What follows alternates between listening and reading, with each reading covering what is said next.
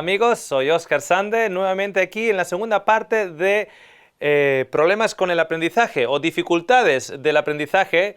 Nos referimos evidentemente a niños que tienen problemas en el colegio o todavía no han llegado al colegio, pero usted como papá o mamá se están dando cuenta que igual su hijo no está cogiendo las cosas en su desarrollo que el hijo del vecino. En el primer programa hablamos de ciertos contribuyentes que pueden ser asociados o que se les pueden encontrar asociación con respecto a las dificultades que ciertos niños tienen en su aprendizaje. ¿Okay? Hablábamos, por ejemplo, del embarazo. Ciertas cosas, ciertas situaciones en el embarazo que pueden ya influir a la hora de el aprendizaje para ese niño. Muchas de estas cosas son totalmente evitables. Por ejemplo, evitables desde el punto de vista que si la mamá está consumiendo alcohol o si la mamá está consumiendo drogas, son evitables.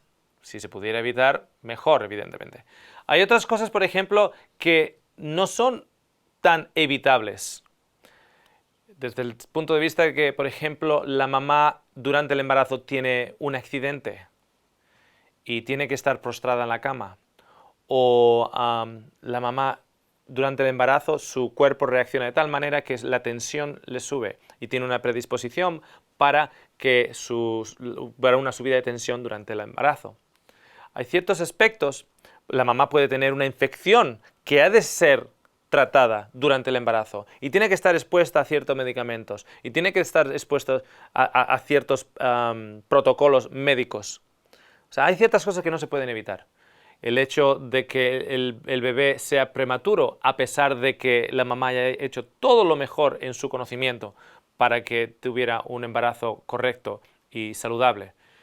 Entonces, lo que no quiero es que los papás o las mamás se echen la culpa en ellos de ciertos aspectos y problemas que sus hijos tienen.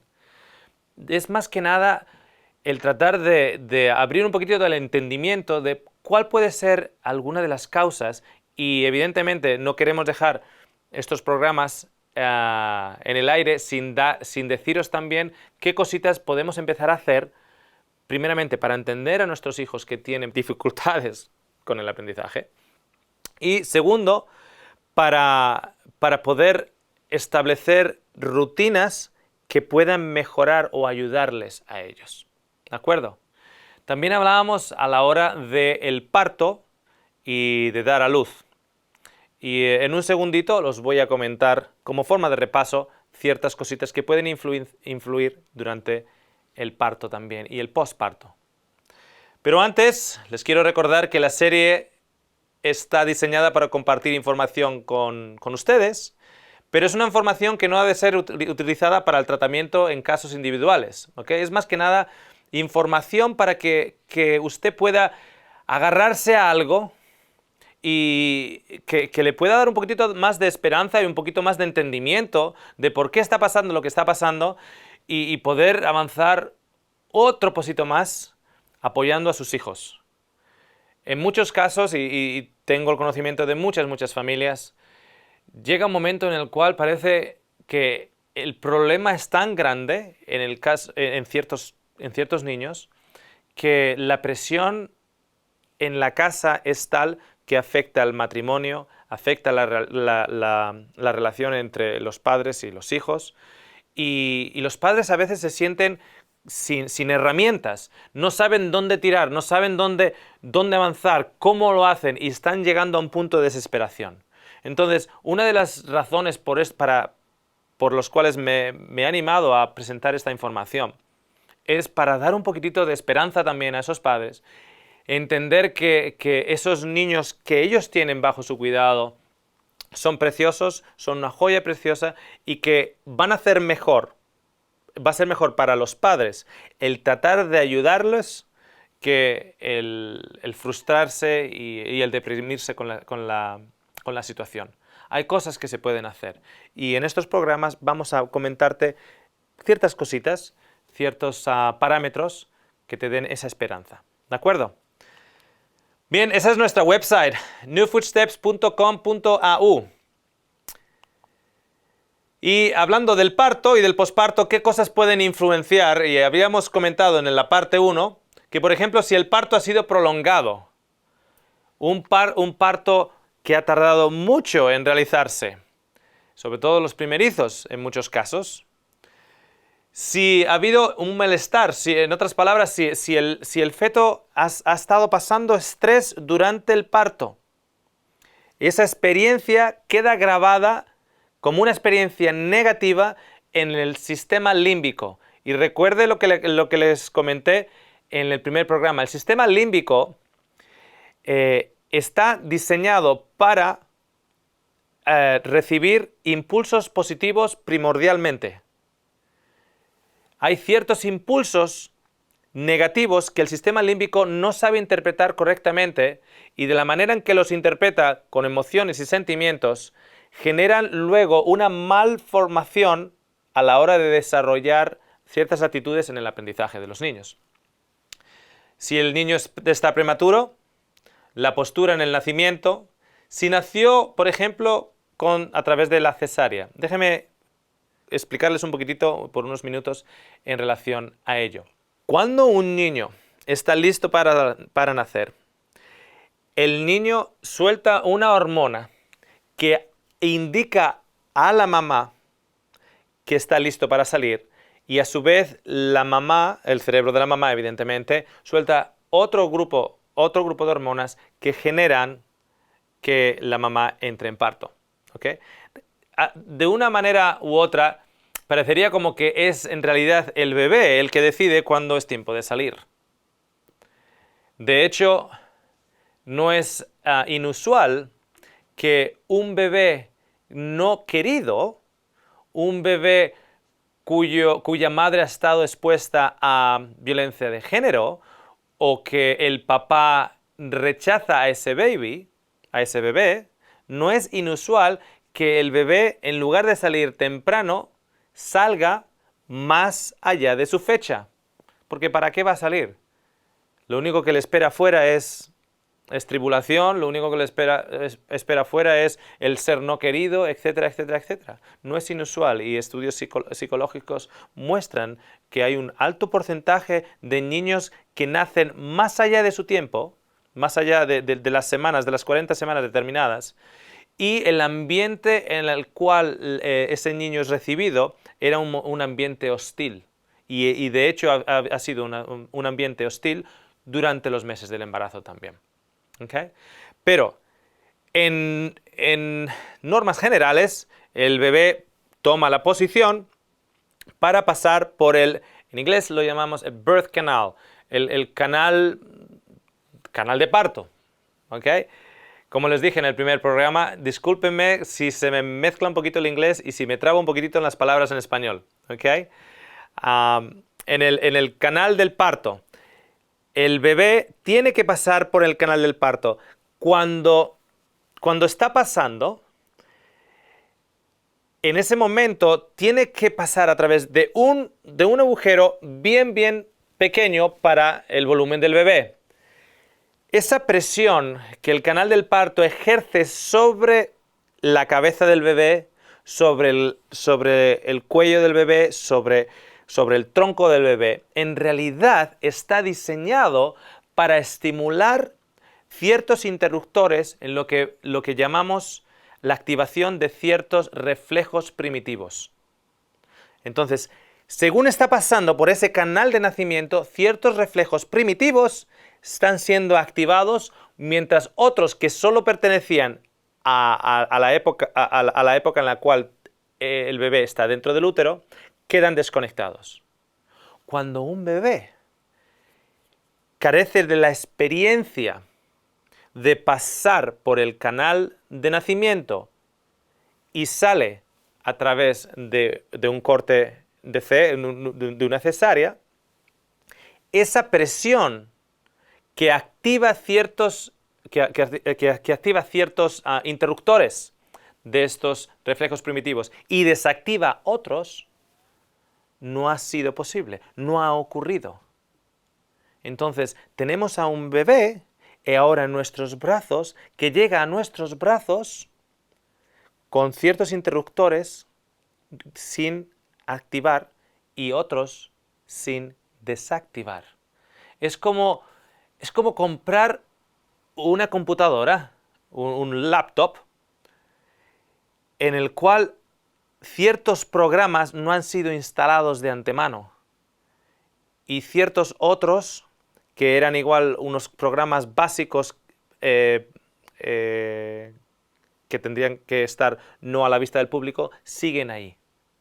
¿Ok? Es nuevo, es una computadora nueva, pero no está actualizada para el usuario.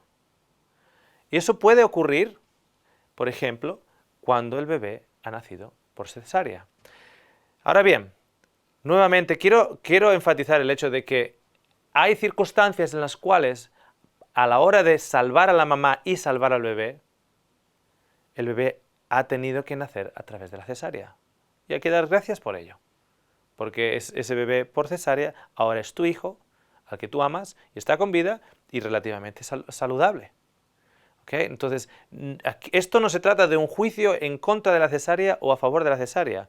Simplemente un análisis de cosas que ocurren diariamente porque vivimos en el mundo en el que vivimos. ¿De acuerdo? Entonces hablábamos también del trauma postparto.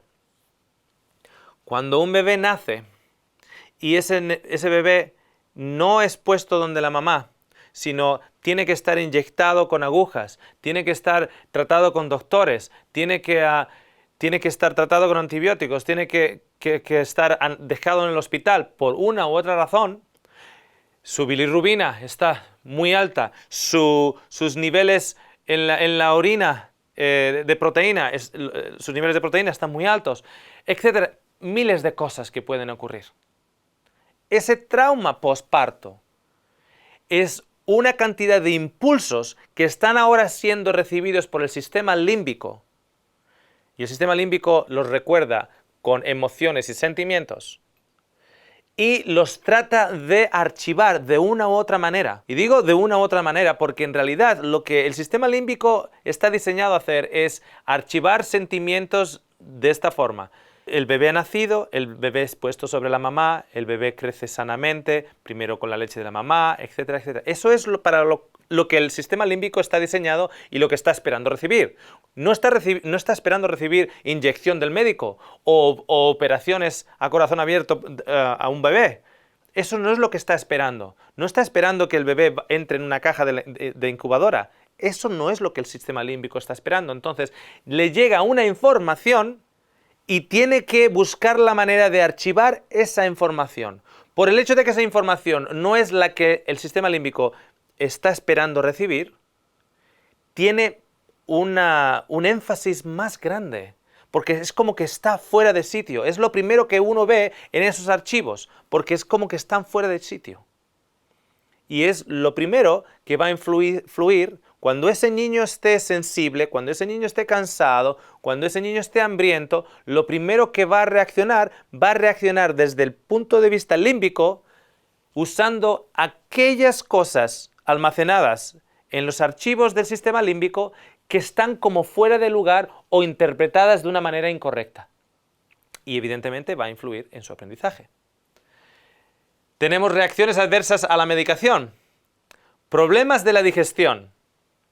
Cuando un bebé empieza a tener hinchazón de estómago después de recibir la leche de la mamá y los padres no saben lo que hacer y muchas veces simplemente gas, muchas veces es simplemente poner al bebé, la barriguita del bebé sobre la mano del papá o de la mamá y la mano calentita y sacarle los gases, pero a veces no es tan simple como eso.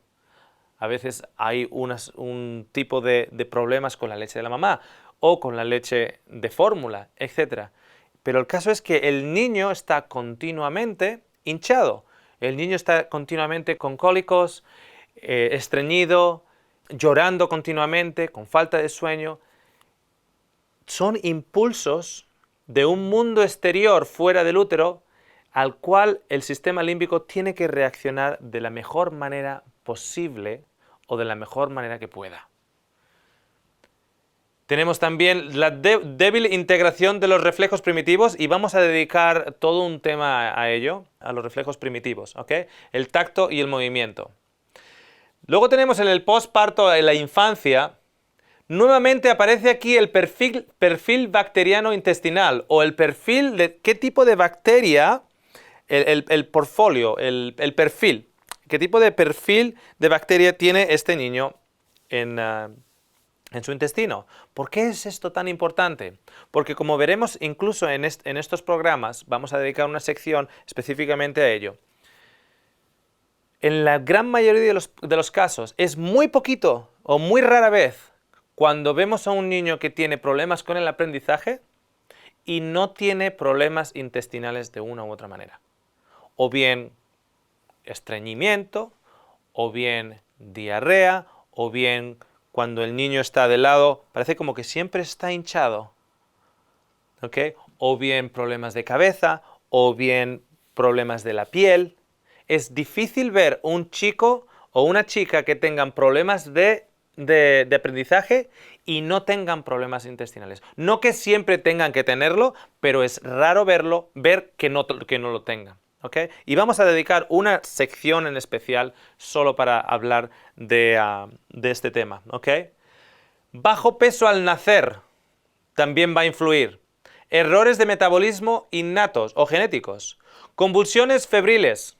¿Qué son las convulsiones febriles? Cuando un niñito pequeñito ha sido expuesto a altas temperaturas de fiebre.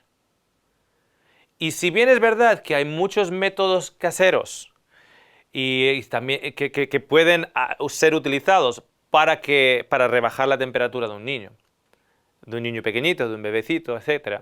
Sí es cierto que hay muchos remedios y hay muchas cosas que se pueden hacer, que los padres pueden hacer en casa. También es verdad que muchos de los padres hoy en día carecen de la información de cómo hacerlo. Y al mismo tiempo, padres que sí tienen esa información, pero la llevan a tal extremo que si el niño tiene 40 grados de temperatura, todavía siguen tratando estos métodos.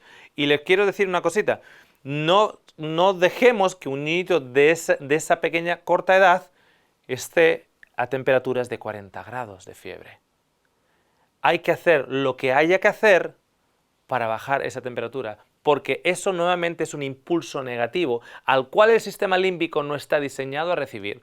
Y cuando lo recibe, 40 grados de temperatura, cuando lo recibe el sistema límbico va a interpretarlo de la manera mejor que pueda y normalmente va a ser una interpretación errónea y lo va a tratar de archivar en el sistema límbico de una manera que no va a encajar correctamente. Luego va a ser eso lo que va a influir en parte de su desarrollo y de su aprendizaje. ¿Okay? Tenemos también movimientos reducidos en los primeros meses. Y cuando hablemos de los reflejos primitivos más en particular, van a ver qué importancia tiene eso. Pero a día de hoy, una de las cosas que ocurre es que cogemos al bebé y lo ponemos en la cuna. De la cuna hay que llevarlo a ver a la abuela. ¿Dónde lo ponemos? Lo ponemos de la cuna al cochecito, del cochecito al automóvil, donde también está la silla del automóvil y el niñito está en la silla del automóvil. Luego de allí se ha quedado dormido, entonces lo cogemos y lo ponemos en la cuna. Y el caso es que el tiempo va pasando y la rutina se sigue estableciendo y hay muy poco movimiento del bebé. Cuando hablemos de los reflejos primitivos nos vamos a dar cuenta cómo hay una cultura de dejar al bebé en la espalda por miedo a que el bebé se nos muera en la cuna por falta de oxígeno si lo ponemos boca abajo. Y si bien no estamos diciendo que hay que poner al niño boca abajo para que duerma, sí que creo que hemos ido al extremo en el cual el niño está continuamente puesto de espaldas y hay muy poco movimiento. Y vamos a averiguar en estos programas qué importancia tiene este tipo de movimiento a la hora del aprendizaje para este niño. Luego, por ejemplo, tenemos las infecciones recurrentes de oído, nariz y garganta. Importante.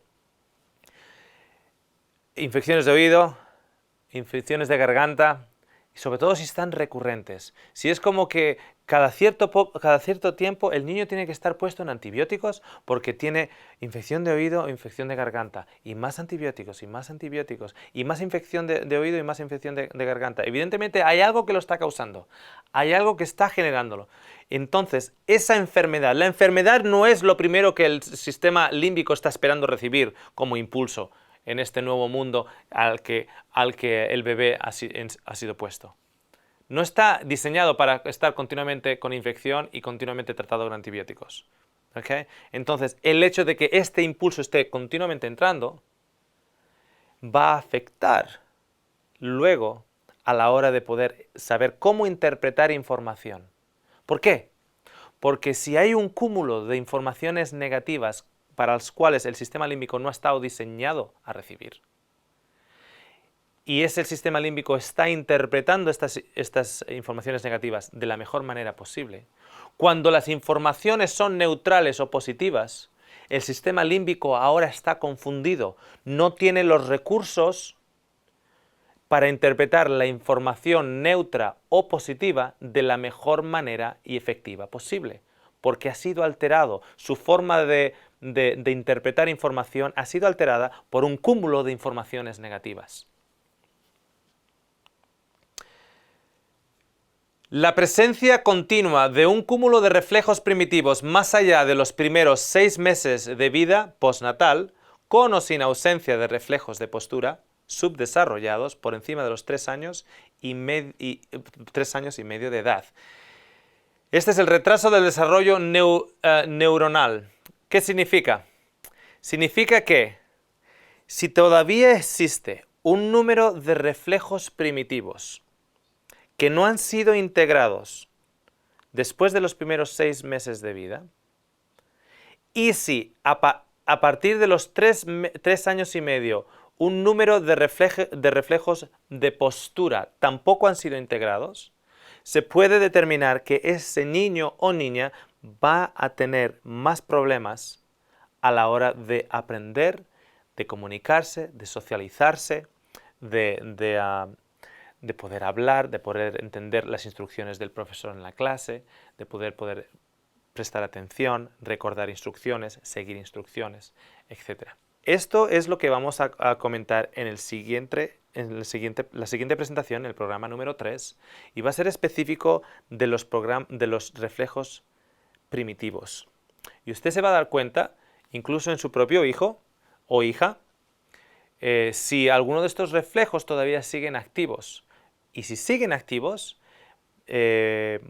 podemos ya identificar qué es una de las cosas que está irrumpiendo y parando el conocimiento o el aprendizaje de este niño. Cuando me refiero a niño como una forma genérica, niño, niña, pero en realidad sabemos a día de hoy que los niños masculinos tienen más problemas a la hora del aprendizaje que las niñas. Por ejemplo, en Australia, 1 de cada 50 niños es diagnosticado dentro del espectro de autismo. En el caso de las niñas es una niña por cada 150. En realidad no se sabe por qué esto puede ser el caso, que los niños estén más propensos a tener este tipo de dificultades. Lo que sabemos sí es lo siguiente, que cuando una niña nace, se identifica directamente con la mamá y a través de su sistema límbico se une con el sistema límbico de la mamá con lo que llamamos la empatía. Y se hace uno con la mamá a través del sistema límbico porque el sistema límbico contiene la empatía en sí. Sin embargo, el varón, de la misma manera, empatiza con la mamá, se ve a él reflejado con la mamá, pero llega un momento en su pronto desarrollo que se tiene que desconectar. Hay ciertos aspectos de esa empatía que tiene que ser desconectado de la mamá porque él no es una mujer o no es femenina, él es masculino. Entonces, la niñita nunca tiene que desconectarse nunca tiene que diferenciarse, su sistema límbico nunca tiene que desconectar ese grado de empatía para con la mamá, porque ella también es femenina.